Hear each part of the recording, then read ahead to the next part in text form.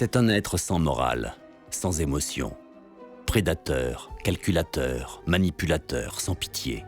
Il peut pourtant se montrer aimable, charmant et sympathique. Mais il est capable du pire.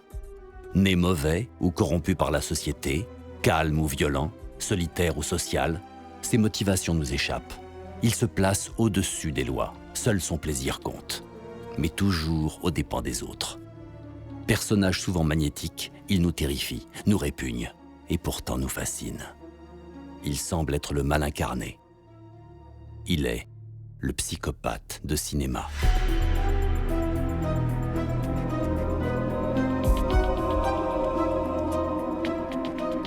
Psychopathe.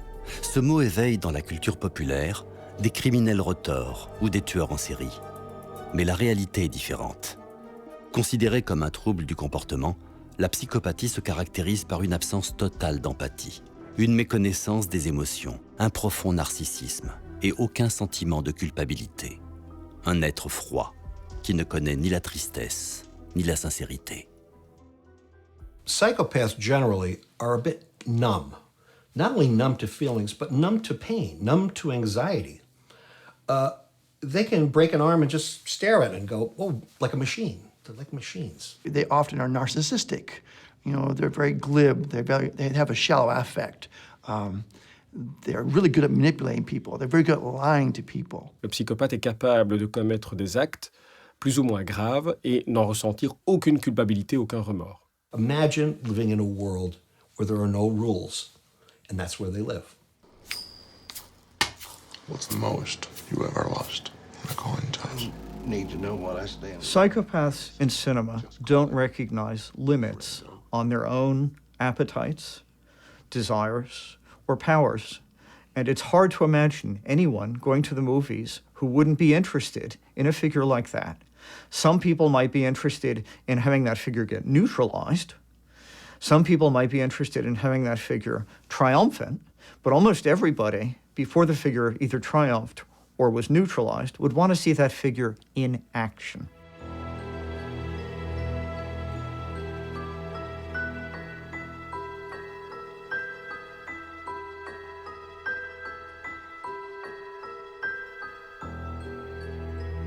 Dans les années 30 aux États-Unis, la Grande Dépression fait rage et provoque une explosion du chômage et de la pauvreté.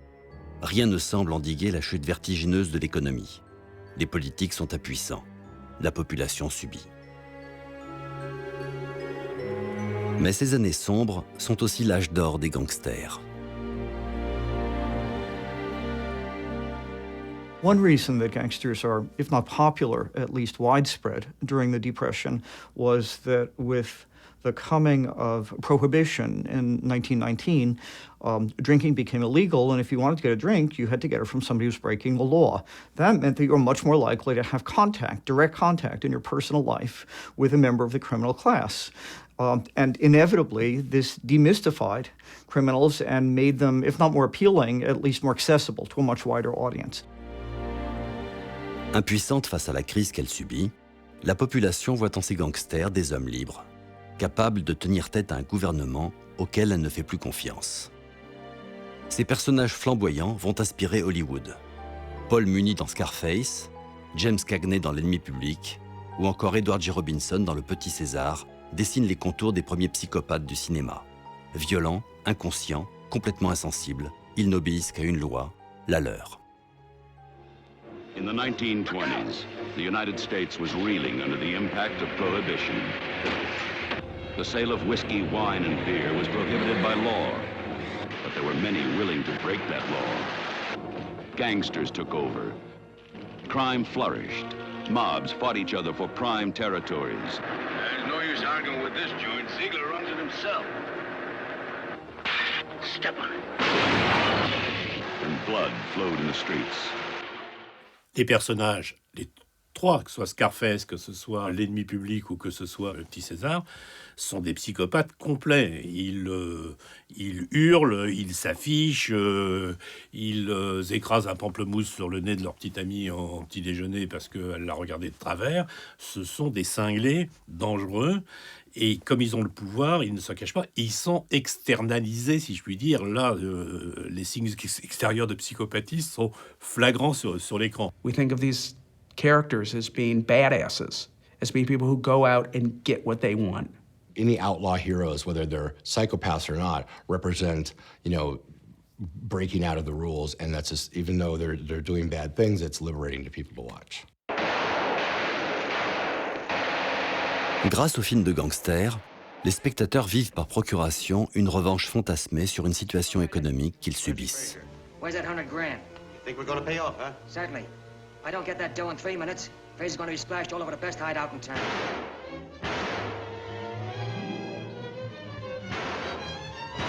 Mais les autorités d'Hollywood ne voient pas cela d'un bon œil.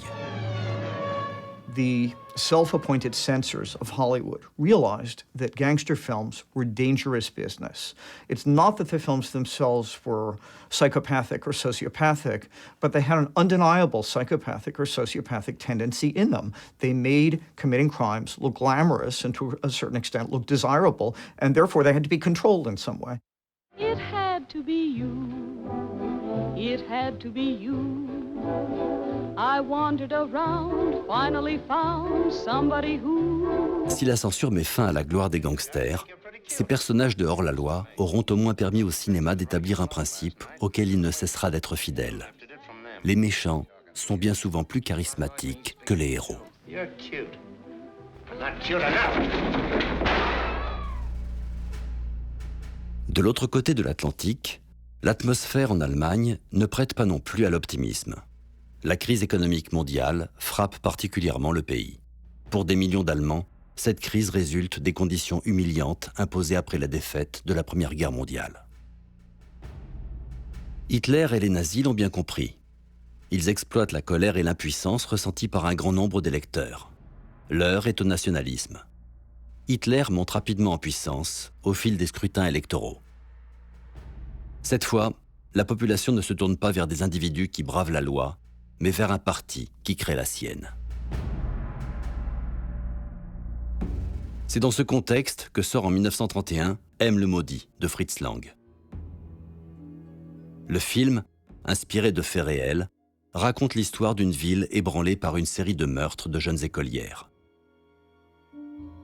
Le personnage de psychopathe, joué par Peter Lorre, est pris de pulsions meurtrières qu'il dit ne pas pouvoir combattre et sème la terreur dans la ville.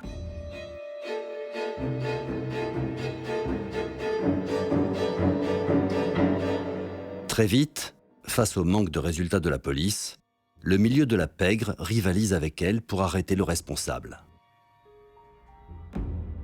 Ce portrait d'un peuple féroce et divisé n'est pas sans rappeler l'Allemagne de l'époque et la montée du nazisme. It's really a film about a whole society and the relationship of the society and even the implications of the society in what's happening.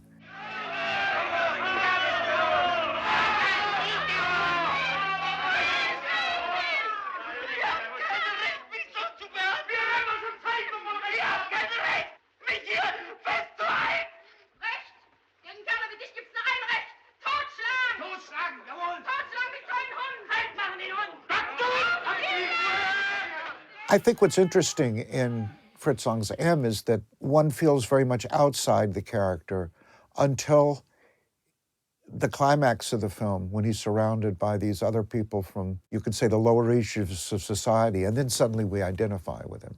When he becomes the victim, after being the victimizer for the whole, throughout the whole film. M est l'un des premiers psychopathes du cinéma, mais il illustre déjà toute la dualité humaine. La cohabitation du bien et du mal existe en chacun de nous. Was wärst denn du? Was redst denn du? Wer bist du denn überhaupt?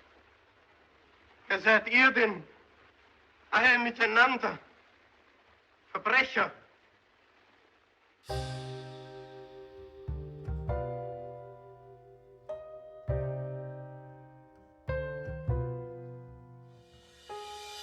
Quelques années après M. le Maudit, Fritz Lang, Peter Lorre et bien d'autres talents allemands et européens fuient le vieux continent pour échapper au nazisme et à l'antisémitisme.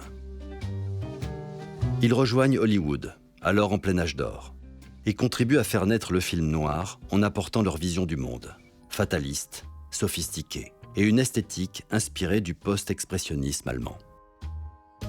La femme est souvent le personnage central de l'intrigue, celle par qui tout commence et tout finit. Film noir are about amateur criminals. They're about people who don't think, I'm a criminal. They think, I'm a good person, but I have to commit this one crime.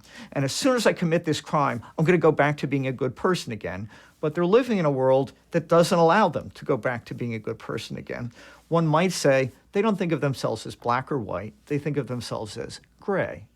But they're living in a very black and white world, a very unforgiving world. And as soon as they cross the line, and typically they cross it for a woman, they've made a mistake that's a step too far, and they can never go back again. Belle, ambitieuse, manipulatrice, la femme fatale du film noir est prête à tout pour arriver à ses fins. Elle fait usage de sa séduction et de son intelligence, parfois machiavélique, pour s'imposer dans un monde d'hommes. There's one thing we could do that would fix everything for us. What? Pray for something to happen to Nick? Something like that. Cora. Well, you suggested it yourself once, didn't you? I was only joking. Were you? Yes, I was. Or had you started to think about it a little? Maybe I said it, but I didn't really mean it. Well, I say it again now, and I do mean it. Frank, listen to me. I'm not what you think I am. I've made a big mistake in my life, and I've got to be this way just once to fix it. They hang you for a thing like that. Oh, but not if you do it right. And you're smart, Frank. You'll think of a way. Plenty of men have. He never did any harm to me. But, darling, can't you see how happy you and I would be together here without him? Women in fiction who are harmful are very rarely described as psychopaths. What we tend to find is that harmful women, damaging women in fiction or in film are described using terms like bitches or sirens or bad women or le femme fatale. I think the femme fatale of film noir is a better depiction of psychopathy than the male depictions are, who are usually caricatures.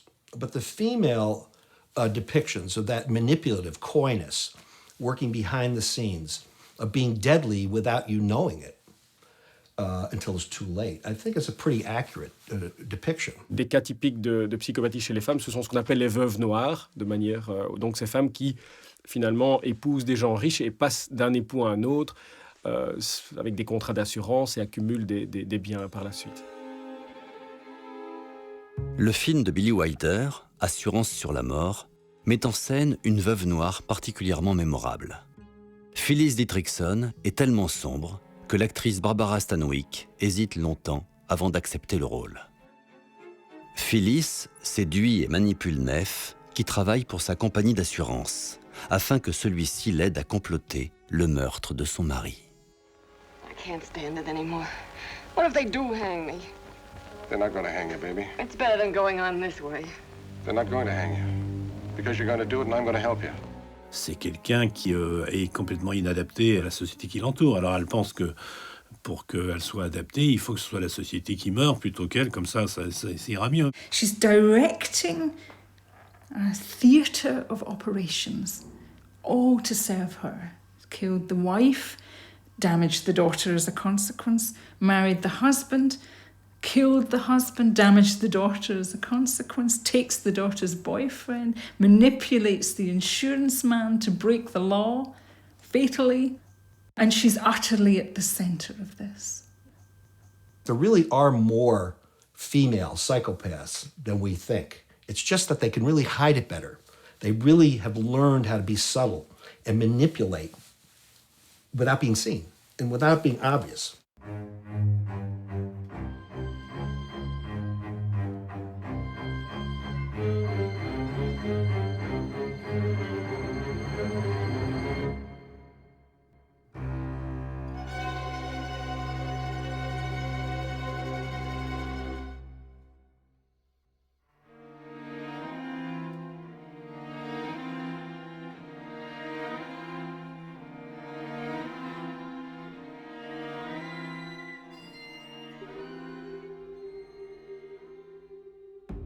Sous l'influence de nombreux psychanalystes immigrés d'Europe au cours de la Seconde Guerre mondiale, la psychanalyse prend un nouvel essor aux États-Unis au cours des années 50 et 60.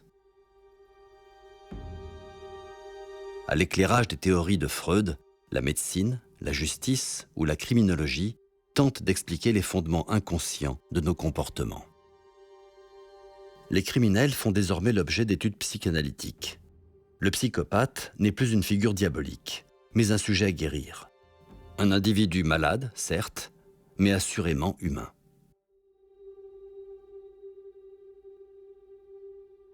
Hitchcock porte un intérêt particulier pour la psychanalyse, même s'il demeure sceptique envers ses postulats.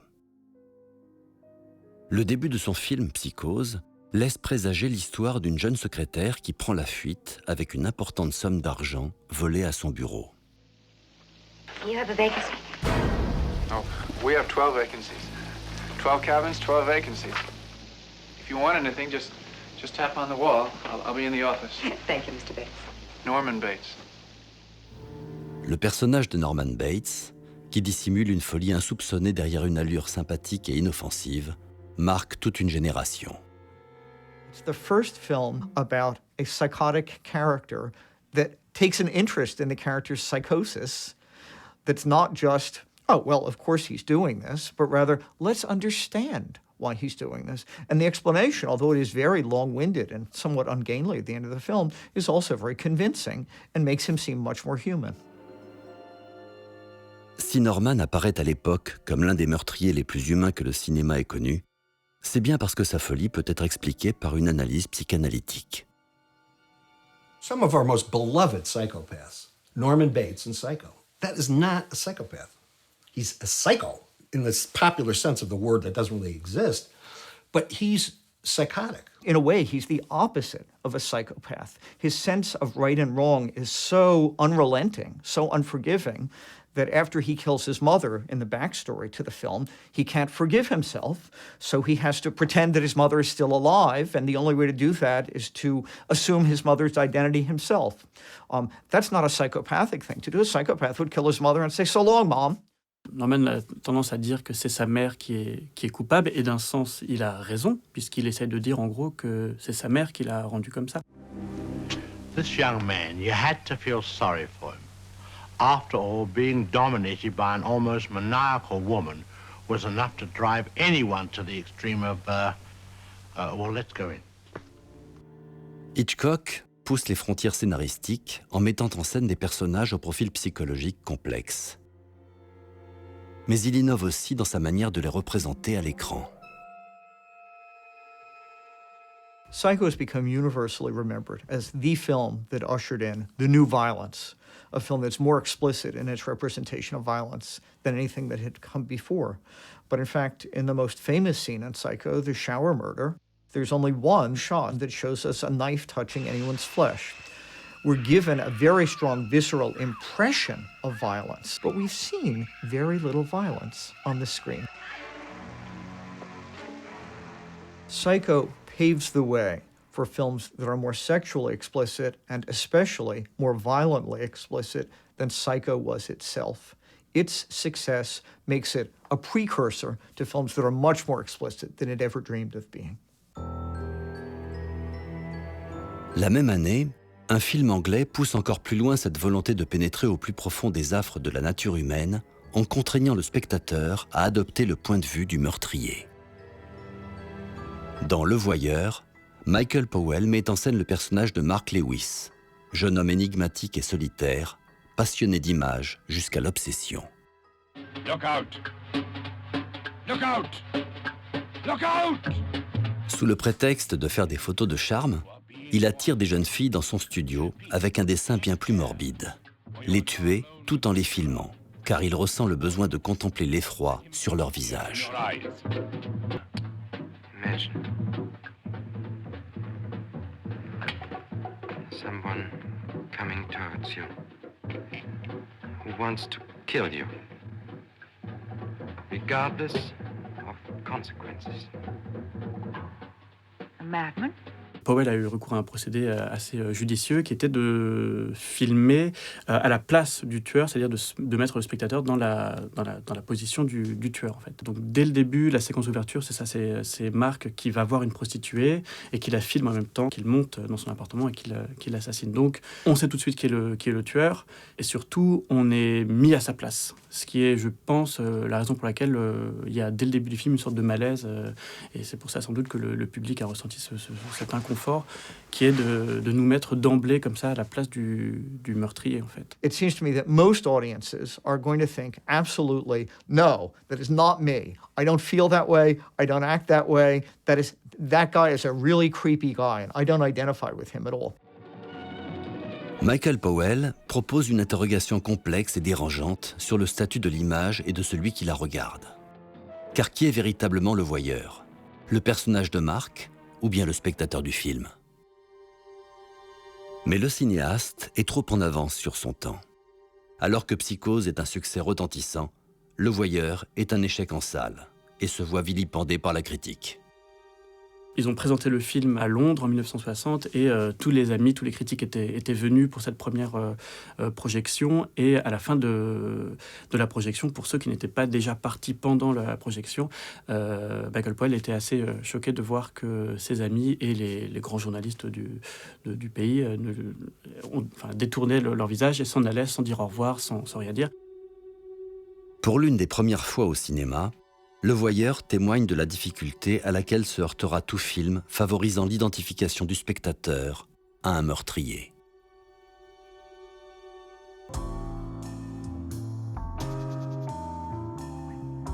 La figure du psychopathe évolue au fur et à mesure que le monde du cinéma se libéralise et que les mœurs changent. À la fin des années 60, Hollywood se fait l'écho de l'anticonformisme qui domine une partie de la sphère sociale.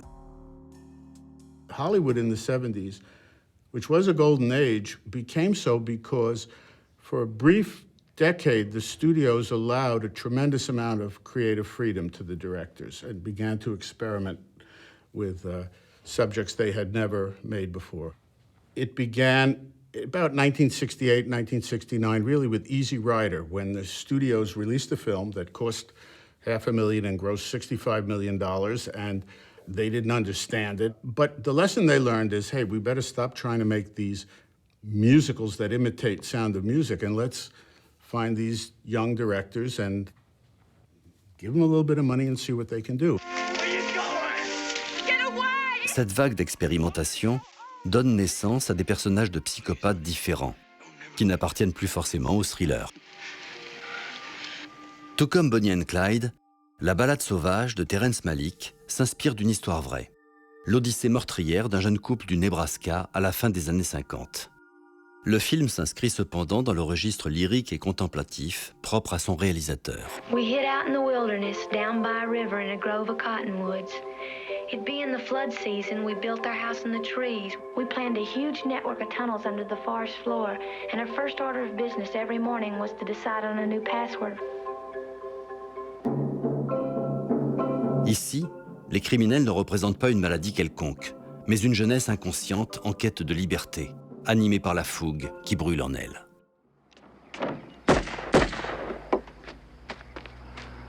Think I got him? I don't know. Well, I'm not going down there and look. Mais c'est un autre personnage, plus sombre encore, qui va marquer durablement la figure du psychopathe au cinéma.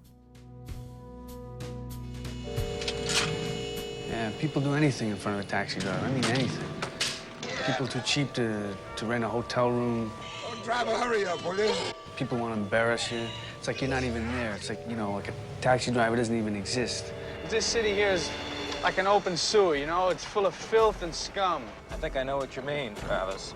But it's not gonna be easy.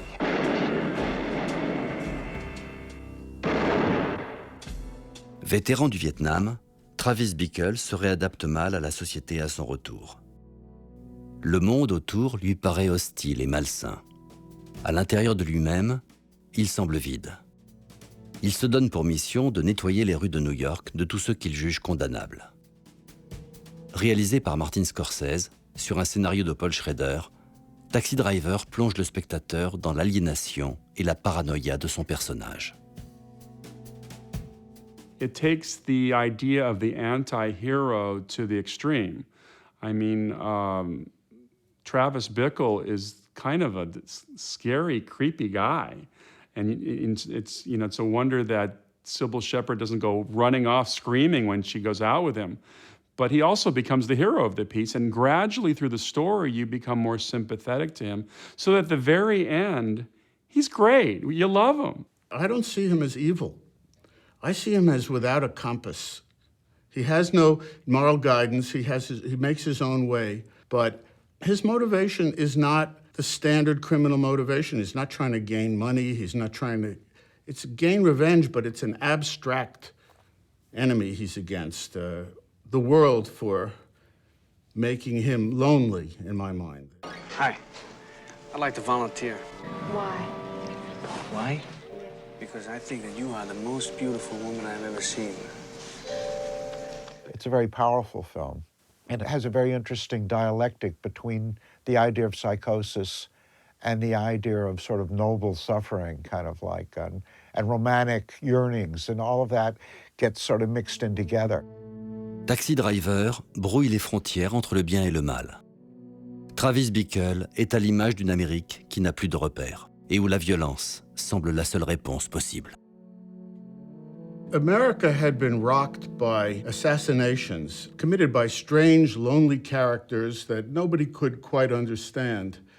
And Paul Schrader set about to try to explore the thinking of these people. And Andrew Bremer, who was the assassin who tried to kill George Wallace, the governor of Alabama, he ended up shooting him and paralyzing him for life, kept diaries. And Schrader drew on those diaries to gain some insight into this character. You talking to me? You talking to me?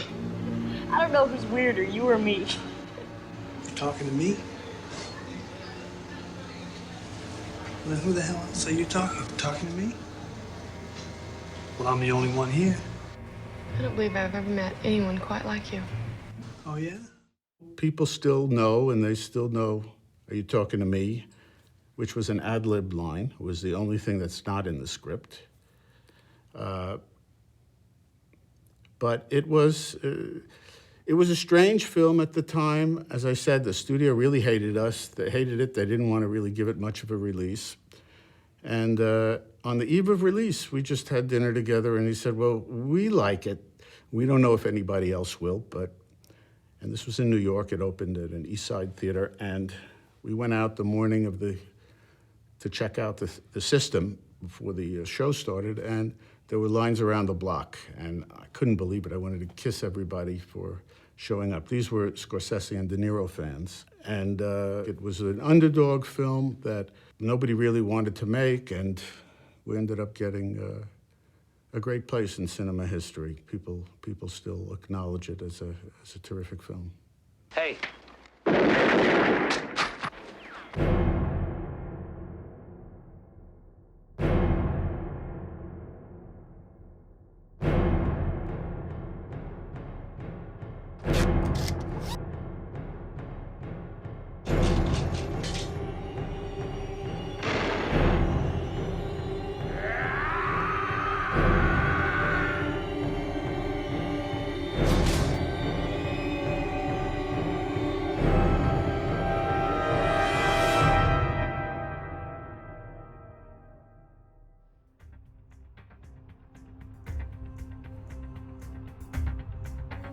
Si le crime ne paie pas, il fait vendre.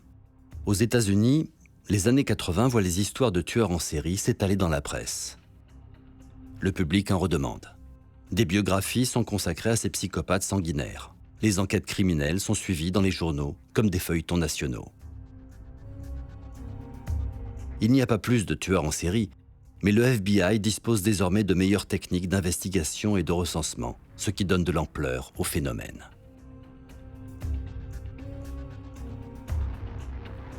Hollywood tire parti de cet engouement du public avec ce que l'on appelle le slasher film.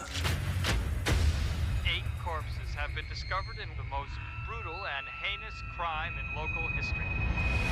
Bodies were found literally strewn. A police spokesman told that they are afraid that their gruesome discovery is just the beginning.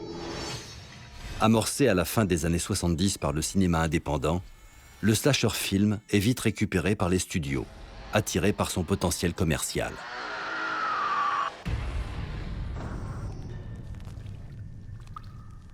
Toward the end of the 70s, the studios began to reassert themselves. They had to because the profitability was now suffering.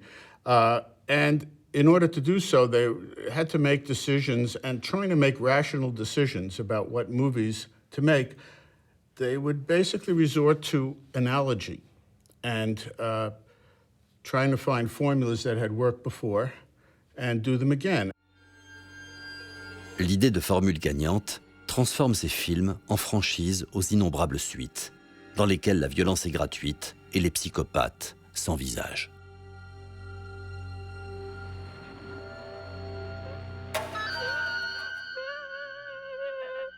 Ils surgissent souvent de nulle part et tuent sans raison apparente.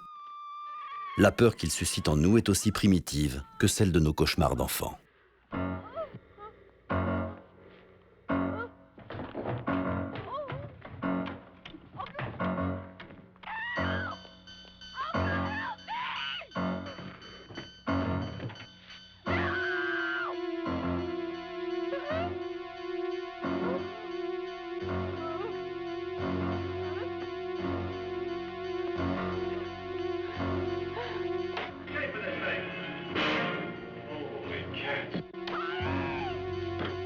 Mais au final, le pouvoir quasi surnaturel du tueur et la dimension invraisemblable de l'intrigue rassurent le spectateur.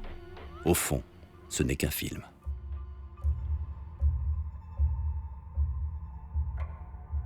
C'est une approche à l'horreur complètement opposée que propose John McNaughton dans Henry, portrait d'un serial killer. Le film s'inspire de deux tueurs en série ayant particulièrement défrayé la chronique à la fin des années 70. Henry Lee Lucas et Otis Toole. Des criminels malsains à la violence aveugle et dont le nombre de victimes restera à jamais incertain. Un duo mené par Henry, condamné dès l'âge de 16 ans pour le meurtre de sa mère, qui le maltraitait. Did you really kill your mama? What?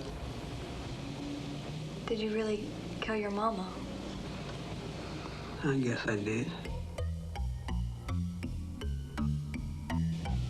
She must have treated you real bad. She was a whore. John McNaughton propose un portrait sous forme de chronique réaliste, qui condamne le spectateur à faire face à la psyché malade de ces deux tueurs, mais sans explication, ni de justification à leurs agissements.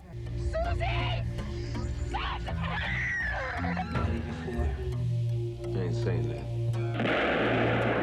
Open your eyes, Otis. Look at the world.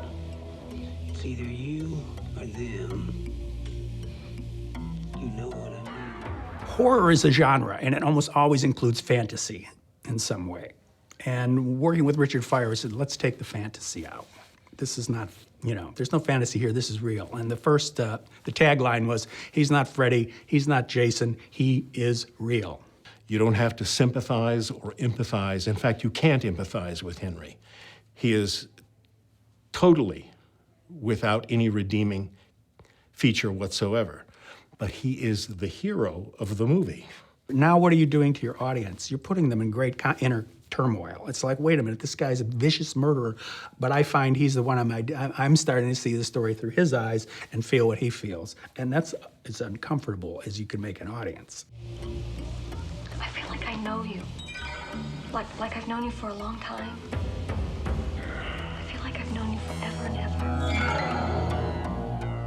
And then later in this movie, here's an innocent family, sitting around, minding their own business, and here comes Henry and Otis, and they slaughter them. No, Otis! Otis! No!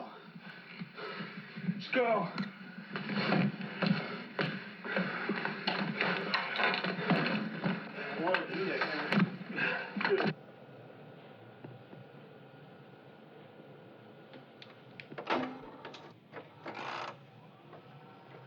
What are you doing? I want to see it again. You think you're watching through Henry's camera, but you're not. You're watching the playback. You're watching a movie along with these two psychopaths in the living room, and you are just as complicit as they are in watching violence as entertainment, murder of innocent people as entertainment. That is real horror. You know, most of the stuff that's out there today is slasher, murder, violence. You know, let's hack people to pieces and watch all the blood and guts fly. Absolutely worthless.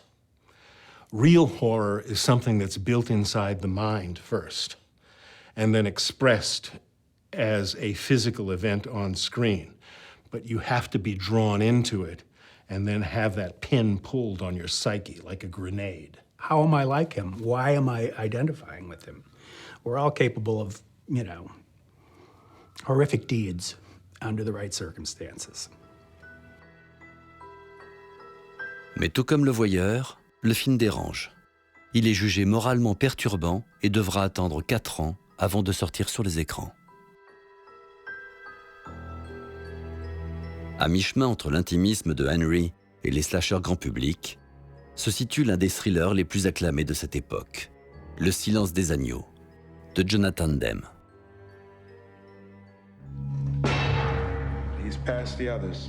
The last cell. I'll be watching. You'll do fine.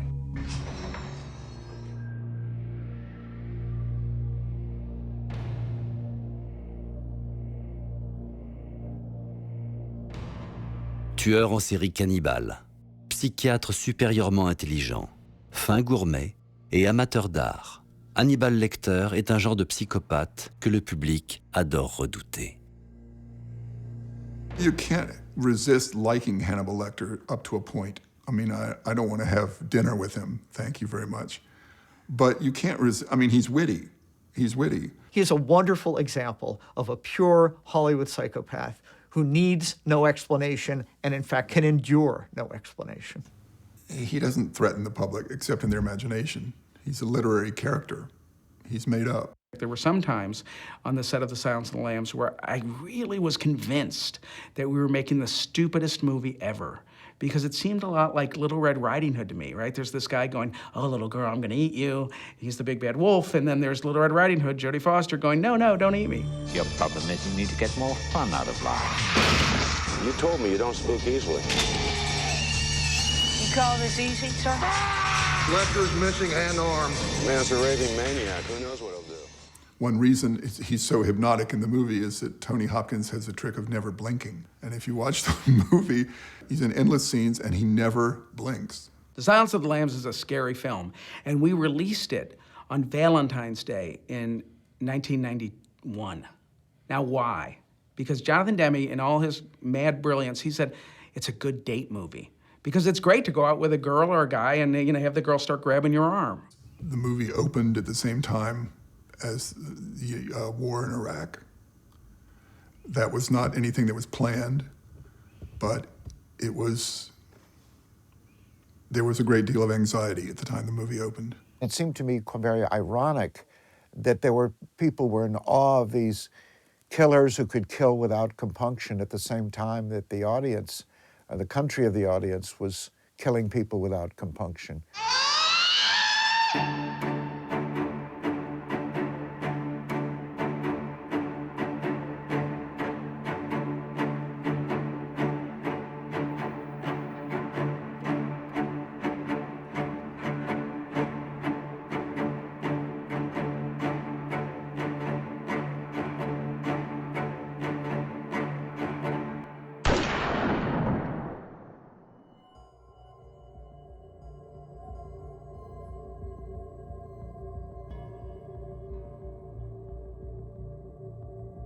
1991, début de la guerre du Golfe. Pour la première fois, un conflit est suivi en direct par des centaines de millions de téléspectateurs. La démultiplication des chaînes de télévision, l'essor du jeu vidéo et la diffusion de la VHS soumettent les foyers à un déferlement d'images. La violence à l'écran se banalise. Les personnages de psychopathes, plus excessifs que jamais, rouvrent le débat autour de l'influence possible de l'image sur les comportements violents. 6 months after the film came out, I was flying from Utah to Los Angeles, and I was sitting next to a kid who was reading the novelization of Natural Born Killers. And I happened to mention, and this is the last time I ever did that, mention that I wrote the film. And he told me that he had seen it 26 times, and he planned to see it 100 times. And I didn't understand that. What do you have to say to your fans? You ain't seen nothing yet. Americans may respond to polls by saying that they're more afraid of criminals and crime than of any other social problem in the 1990s. Even so, they remain fascinated with criminals. Homicides in the United States peaked around 1990. I think we had like 25,000. Now we have about 15,000 a year. We have 30,000 suicides a year. We don't focus on suicides at all. People are much more interested in murder. We get movies that show us people's ambivalence toward criminality. I'm thinking of movies as different as Heat, Natural Born Killers, Traffic. Some of the movies keep the criminals at a distance, and some of them make the criminals lovable. But what remains constant is criminals are big box office. And I will strike down upon thee with great vengeance and furious anger those who attempt to poison and destroy my brothers. La même année que Tueur né, un autre film va participer à une certaine esthétisation de la violence. C'est Pulp Fiction, de Quentin Tarantino. Mais si les psychopathes qu'il met en scène sont particulièrement sanguinaires, il s'agit d'une violence surréelle et désamorcée par le burlesque. What's Fonzie like? Cool. Correcto mundo. And that's what we're gonna be. We're gonna be cool. Amorcé par Reservoir Dogs, le cinéma de Tarantino s'affranchit des conventions cinématographiques et revisite les genres. Des psychopathes de cinéma libérés de toute contrainte. En premier lieu, celle de la vraisemblance. The movies of Quentin Tarantino take the romance of the criminal and put a whole new spin on it by showing us that even if criminals do nothing but commit crimes, they think all the time about things like, what kind of a person could key my car?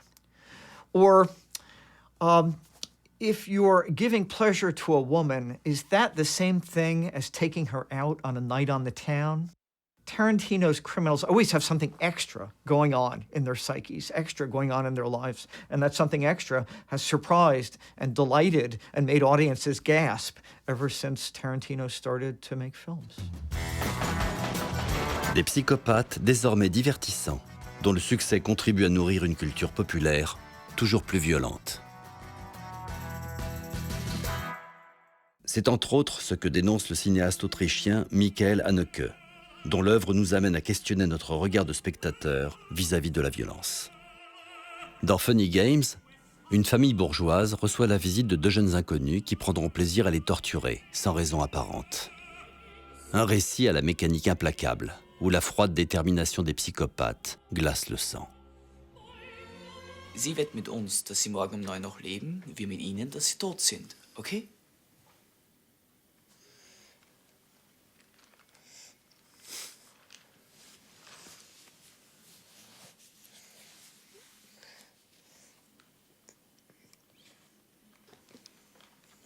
Sie wollen nicht wetten.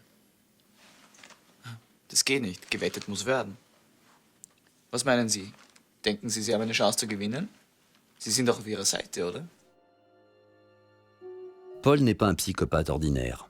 Il est conscient d'être dans un film, et il en est le seul maître à bord. En s'adressant à nous, il nous renvoie subitement à notre condition de spectateur passif et impuissant. Nous sommes pris en otage, au même titre que les personnages du film. If you think of Reservoir Dogs and Pulp Fiction as giving us sociopaths, psychopaths who have a little something extra, Haneke in a movie like Funny Games gives us sociopaths, psychopaths who has something a little less. It's as if they don't even come up to the normal level of movie psychopaths. They are put in front of us, daring us to understand them, daring us to find any point of contact with them whatsoever, but leaving us with nothing but a sense of dread, bewilderment, and terror. Man kann bestimmt versuchen, Filme sachlich zu sehen und halt mit Abstand. Aber der Witz am Kino ist auch, dass es ja mit unseren Emotionen spielt und dass es uns bewegen will. Und genau damit spielt auch dieser Film, dass er eben uns mit unseren Emotionen abholt und dann sie bricht. On lui a demandé une fois pourquoi ces films étaient aussi pessimistes, pourquoi les fins étaient aussi pessimistes. Il disait non, mes fins ne sont pas pessimistes puisqu'elles questionnent le spectateur. Donc c'est bien que j'ai quand même un certain optimisme et je pense que le spectateur est apte à se poser des questions. Also bei der Premiere in Cannes zum Beispiel sind die Leute sind ausgeflippt, die haben das nicht mehr ausgehalten. Die sind nach dem zweiten, dritten Mal, wo ihre Erwartung dann gebrochen wurde, sind sie rausgelaufen, haben die Sitze geknallt und waren stinksauer. Also haben den Film auch nicht so verstanden mit dem, was er sagen will. Aber das war ja auch im Prinzip die Idee. Also die Leute zu verärgern, nee, das nicht, aber eben diese Emotionen zu brechen, die Leute zum Nachdenken anzuregen, ob das wirklich so richtig ist, wie wir die Filme gucken. Comme Le Voyeur et Henry, portrait d'un serial killer, les films de Haneke suscitent la controverse. Les portraits, peut-être trop réalistes, de ces monstres inhumains, provoquent un certain rejet de la part du public. C'est un psychopathe totalement différent qui domine les écrans dans les années 2000. Depuis une vingtaine d'années, la haute finance est le symbole d'une réussite décomplexée, où l'intérêt individuel semble prendre le pas sur l'intérêt collectif. Un univers qui va naturellement servir de décor pour mettre en scène des personnages motivés par l'argent et le pouvoir. Des psychopathes d'un genre nouveau, qui, non contents d'être parfaitement intégrés dans la société, y sont même des modèles de réussite.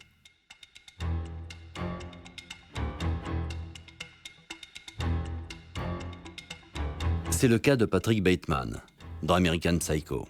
Un golden boy talentueux le jour et qui massacre impunément prostituées, clochards ou collègues de bureau durant la nuit. Ou encore Jordan Belfort, dans Le Loup de Wall Street, qui, bien qu'il ne tue personne, mène des milliers de familles à la ruine et fait preuve d'une immoralité abjecte. Ce personnage, charmant et séduisant, est pourtant lui aussi caractérisé par une absence d'empathie, de honte, de culpabilité ou de remords. Grisé par le pouvoir et l'argent, il n'a plus de limite. FBI, any kind of booze you might want? No, the Bureau forbids us from drinking. Duh. So follow me, you could about to go. I'm doing 500, I'm out of control. But there's nowhere to go, and there's no way to slow. If I knew what I knew in the past, I would have been like that on your... If I were a psychopath, I would be in finance, absolutely in finance, because that's the place where you can manipulate people. Ce sont ce que l'on appelle les psychopathes dits sociaux, si on peut dire les choses comme ça. On parle parfois aussi de psychopathes de la variété Jardin, c'est joliment dit, mais c'est la réalité, où cette dimension antisociale violente n'existe pas. C'est-à-dire ce sont des gens qui vont commettre des délits, des infractions, mais pas sur le plan physique. Donc ce sont des gens qui vont frauder, qui vont monter des scénarios d'escroquerie. This is Chris Marlin over at JT Marlin. This stock is blowing up right now. The whole firm's going nuts. Hold on, let me open up the door to my office. See that, Doc? Give me the 2,000 shares. Done. On en a beaucoup parlé à l'époque du crash boursier de 2008. Parce que, selon certains chercheurs, en particulier américains, il y aurait une concentration de ce type de profil, par exemple à Wall Street, où des gens manipulent beaucoup d'argent sans vergogne. How long would it take to clear that from our books? You cannot be doing what you're thinking of doing. Sell it all today. You're selling something that you know has no value. So that we may survive. Ils ont une bonne capacité, ce qu'on appelle l'ingénierie sociale, c'est-à-dire d'entrer en contact avec les gens, de rouler les gens dans la farine. People always want to make more money. Oh, I can offer you a 10% return on your money. Sign me up. I don't like any psychopathic investors, anybody in finance, except if he's getting me more money. So part of why psychopaths are able to function so easily is because they're feeding off of what we want. It allows them to get along in society and to navigate through society because a lot of people like what they're doing. This builds and makes it very easy for psychopaths to become leaders of all sorts of things, you know, in business, politics, religion. And it's just something we like.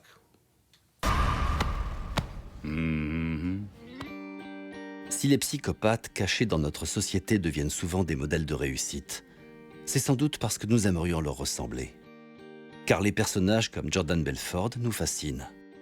Tout comme les gangsters des années 30, leur capacité à transgresser la loi pour imposer la leur, l'ascendant qu'ils exercent sur les autres et leur sentiment grisant de liberté génèrent chez nous une certaine forme de jouissance. Comme s'il s'agissait de notre part la plus sombre, ces psychopathes de cinéma nous permettent, le temps d'un film, de faire vivre les désirs inavoués qui sommeillent en chacun de nous.